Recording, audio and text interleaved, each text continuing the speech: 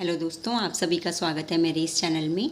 मेरा नाम आरती है और मेरा सीटेट फर्स्ट और सीटेट सेकंड दोनों ही क्लियर है। सीटेट फर्स्ट मेरा फर्स्ट अटेम्प्ट में क्लियर हो गया था और सीटेट सेकंड मेरा सेकंड अटेम्प्ट में क्लियर हुआ था।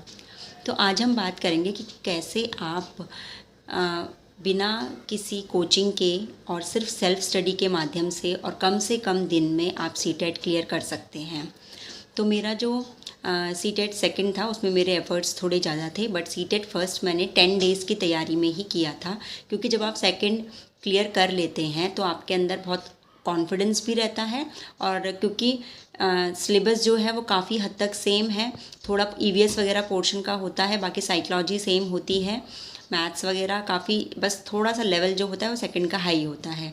तो सेकंड क्लियर होने के बाद आप फर्स्ट इजीली क्लियर कर लेते हैं।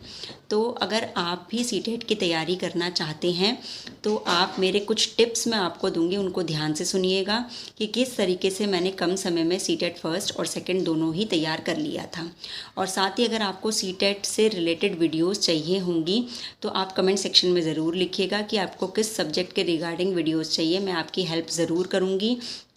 जो भी चीज़ें मैंने की थी, कौन सी बुक मैंने अपनाई थी, क्या क्या मैंने किया था, वो सब चीज़ें आप के साथ ज़रूर शेयर करूँगी। तो सीटेट सेकंड की बात करें तो जब मेरा बीएड अपीयरिंग था तो मैंने बीएड अपीयरिंग में फ़र्स्ट टाइम अपना सीटेट सेकंड एग्ज़ाम दिया था। तो सीटेट एग्ज़ाम जब मैंने सेकंड दिया था तो मेरे फर्स्ट टाइम में 87 मार्क्स आए थे। मेरा जनरल कैटेगरी है तो 90 मार्क्स पे क्लियर होता है।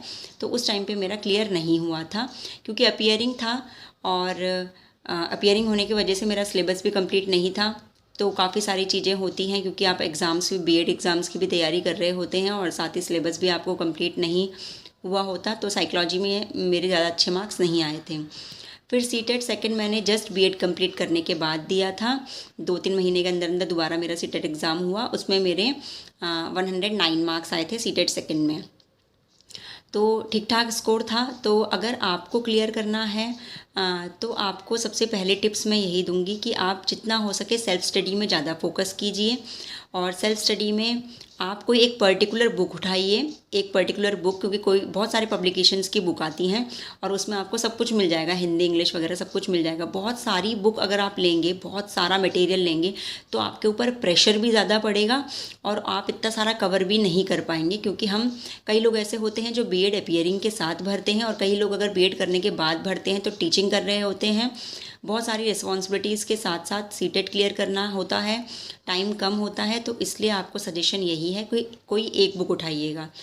अगर मैंने कौन सी बुक की है, किस तरीके से प्रिपरेशन की है, उसके लिए अगर आपको वीडियो चाहिए तो कमेंट सेक्शन में ज़रूर लिखिएगा। तो इस तरीके से आप कर सकते हैं। कि दूसरा है साइकोलॉजी पे, जो साइकोलॉजी होती है, चाइल्ड सेंटर्ड साइकोलॉजी जो हमारी चल रही है, इसके ऊपर जो है टीचिंग एप्टीट्यूड के ऊपर बहुत ज़्यादा फोकस रखिएगा।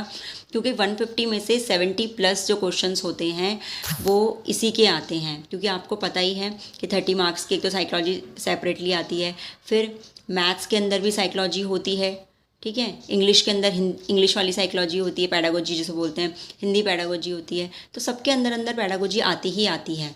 तो आप देख रहे हैं कि ऐसा मिला के 50% पेपर तो सिर्फ पेडागोजी के ऊपर ही बेस्ड होता है। तो दैट मीन्स वो एक बहुत इंपॉर्टेंट पोर्शन है जो आपको कवर करना है। हर टॉपिक पे कवर करिए और हमेशा बच्चे के चाइल्ड सेंटर्ड हिसाब से सोचिएगा कि अगर मैं बच्चा होता तो मैं किस तरीके से इस क्वेश्चन को अटेम्प्ट करता। मान लो आपको कोई भी क्वेश्चन आपको बोला है कि ये सिचुएशन है, आपको इन चारों ऑप्शन में से चूज़ करिए। तो आप अपने आप को उस बच्चे की जगह रख के सोचिए कि उस बच्चे के लिए सबसे ज़्यादा इनमें से कौन सी चीज़ इम्पॉर्टेंट रहेगी। तो उसके अकॉर्डिंग जब आप सोचेंगे तो आप ऑटोमेटिकली अच्छा आंसर देंगे। और उसके बाद, साइकोलॉजी के बाद, आपका जो मेन फोकस होना चाहिए वो सभी में थोड़ा थोड़ा आपका फोकस होना चाहिए। सबसे मेन फोकस आपका पेडागोजी में ही होना चाहिए। उसके अलावा हिंदी, इंग्लिश, ठीक है, बहुत ज़्यादा टफ नहीं आता है पेपर। और मैथ्स, जिनकी मैथ्स वीक होती है, कई लोग ऐसे होते हैं जिनकी मैथ्स वीक होती है इसलिए मैथ्स में अच्छे नंबर नहीं आते हैं, तो बहुत हाई लेवल मैथ्स नहीं आती है। अगर आपको चाहिए होगा तो, क्योंकि मेरा मैथ्स से ही एमएससी है, तो अगर आपको चाहिए होगा तो मैं आपको मैथ्स की क्लासेस भी प्रोवाइड करा सकती हूँ। आप कमेंट सेक्शन में ज़रूर लिखिएगा। तो ये तो हो गई कुछ टिप्स। उसके बाद जब आपका सिलेबस कंप्लीट हो जाए उसके बाद आप कम से कम 5 to 10 previous year papers solve ज़रूर करिएगा। और ज़रूरी नहीं है आपको मॉक टेस्ट देना, आप मॉक टेस्ट भी दे सकते हैं, 1 से 2 मॉक टेस्ट देने पे आपको पता चल जाएगा। ठीक है, टाइम मैनेजमेंट हो जाता है, इतना कोई टफ एग्ज़ाम नहीं होता है ये। ठीक है, टफ आपको तब लगेगा जब आपकी तैयारी अच्छी नहीं होगी। आपकी तैयारी अच्छी होगी तो आपके अंदर कॉन्फिडेंस होगा और आपको टफ नहीं लगेगा एग्ज़ाम। उसके बाद सीटेट फर्स्ट की बात करूँ तो मेरा फर्स्ट अटैम्प्ट में ही सीटेट फर्स्ट हो गया था।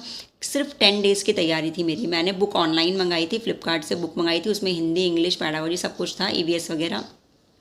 मेरे को मेन तैयारी करनी थी, मैथ्स तो मेरा है ही स्ट्रॉन्ग, तो मेरे को मेन तैयारी ईवीएस की करनी थी और ईवीएस के साथ साथ मुझे पेडागोजी रिवाइज करनी थी, क्योंकि फ़र्स्ट और सेकंड में मेरा गैप काफ़ी हो गया था, क्योंकि बीएड वालों के लिए फ़र्स्ट सीटेट फर्स्ट बाद में आया था कि आपको अब आप अप्लाई कर सकते हैं।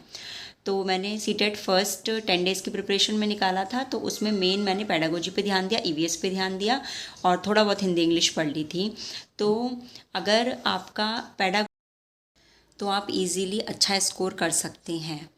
तो मेन हो गया पेडागोजी स्ट्रॉन्ग कीजिए, मैथ्स वीक है तो मैथ्स स्ट्रॉन्ग कीजिए और जितना हो सके प्रैक्टिस सेट कीजिए। अगर आपको कोई भी कन्फ्यूजन होगा regarding any information of CTET तो आप ज़रूर कमेंट सेक्शन में कमेंट कीजिएगा, और वीडियो अच्छी लगे तो वीडियो को लाइक शेयर ज़रूर करें और चैनल को सब्सक्राइब ज़रूर करें। Thank you.